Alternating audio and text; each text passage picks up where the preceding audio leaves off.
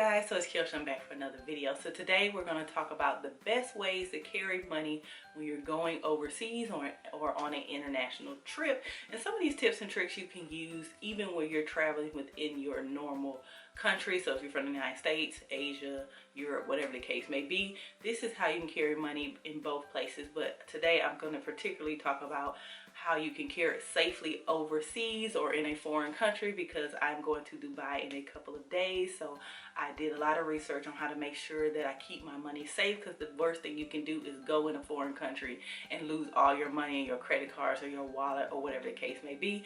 So today I'm going to give you some tips and tricks on how to keep your money safe. Okay, so the first thing we're going to talk about is travel options when it comes to the money that you're going to take.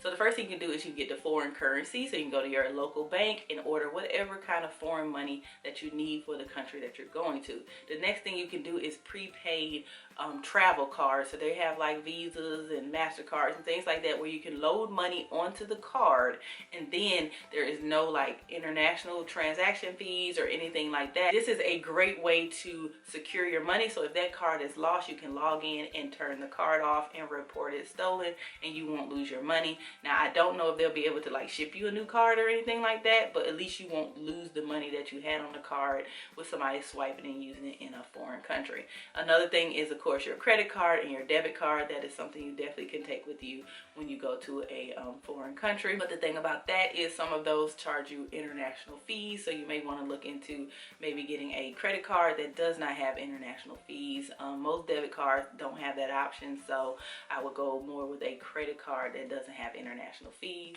So my first tip is to split up your money. And so what I mean by this, say you have credit cards and you have cash.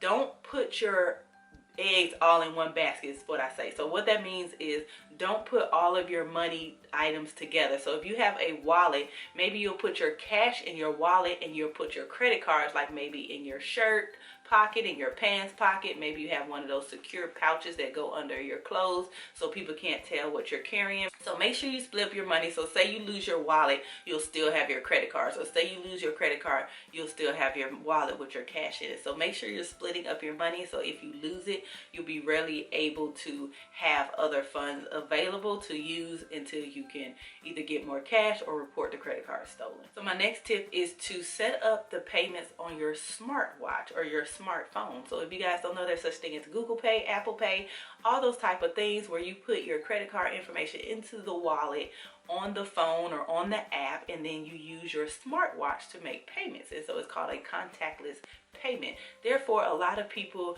do this because you don't want to take your credit cards out, or you may not take your want to take your wallet out while you're traveling. You know, it's sitting somewhere and you forget about it and you walk off. If you have it set up inside of your smartwatch or whatever the case may be, you can go ahead and tap it and pay for it, and it'll come directly off credit card or debit card that you set it up on. Now, one thing about this, like I said, make sure you are using the correct credit card or debit card, because like I said, some of them will charge you a fee. So make sure you have the correct one set up as the primary payment. Another thing is, I like to do this only when I'm travel. I'm very weary of having like contactless payment. I just feel like your information can be stolen. I'm not really sure, so I'm only going to do this when I'm traveling internationally. When I'm in my own country, it's okay. But the thing about it is, a lot of people won't realize that you're paying with your watch or your phone. They're looking for you to pull out cash and a credit card, and you'll be less likely to be a target for like pickpocketers or anything like that, because they can't really see what you have on you. Because a lot of people like to carry cash. They pull out their wallet and you pull out wads of cash.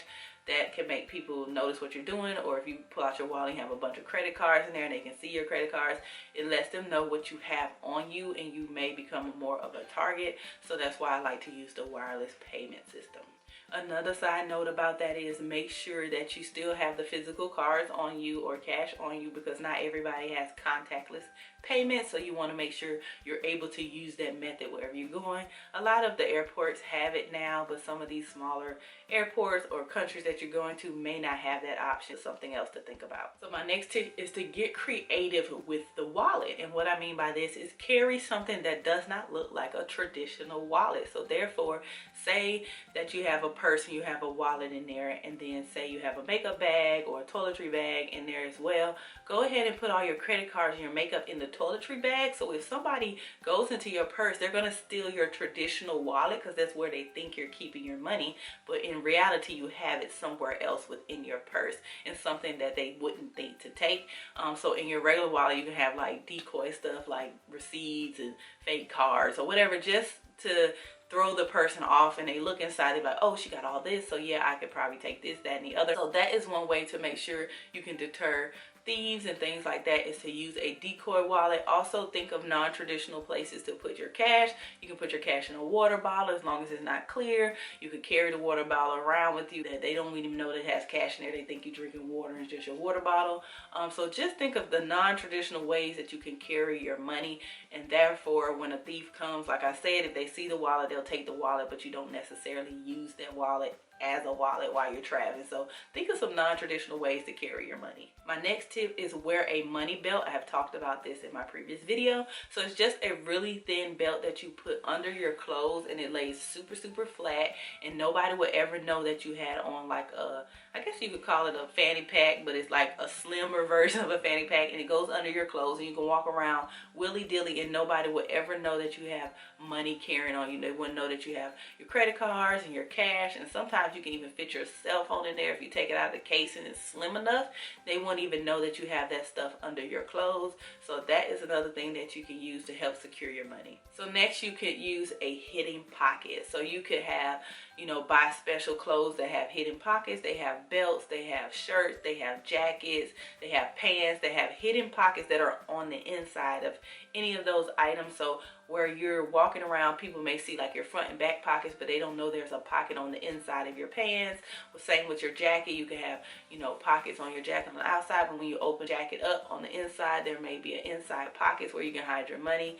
Some shirts that I know have like a pocket right here, but there's also a pocket on the other side, so it's like a double pocket inside the shirt and on the outside of the shirt. So somebody may not see anything in the pocket on the outside, but you could have it on the pocket on the inside. So look into buying clothes that have hidden pockets, so it's easier for you to disguise your money or disguise where you're keeping your funds. Okay, you guys, so that is the end of this video. I hope you enjoyed all the ways to keep your money secure while you're traveling overseas.